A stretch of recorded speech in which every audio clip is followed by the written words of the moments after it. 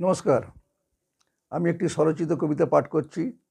কবিতার নাম মায়ের মদতে মেয়ে নষ্ট। এখন কতক মায়ের মদতে স্বেচ্ছায় কতক মেয়ে ছোট সাজে বেরোই বাইরে। গরিব মেয়েরা সুন্দরী তো মায়েদেরও পায়া ভারী।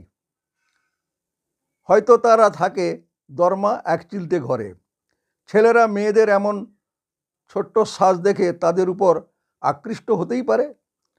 পরে পরে ছেলে মেয়েদের মধ্যে ঘনিষ্ঠ সম্পর্ক তারা লিপ্ত হয় সবার মাঝারে।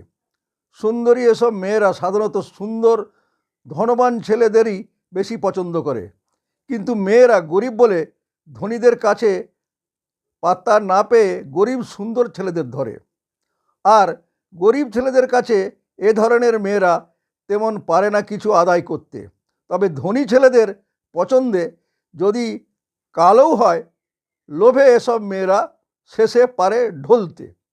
এভাবে ধনী ছেলেদের সাথে প্রেম করে মেয়েরা তাদের যথাসাধ্য মিটিয়ে নেয়। বিয়েও করে পরে কালো বলে মায়েদের মদতে মেয়েরা শাঁখা সিঁদুর ফেলে পালায়।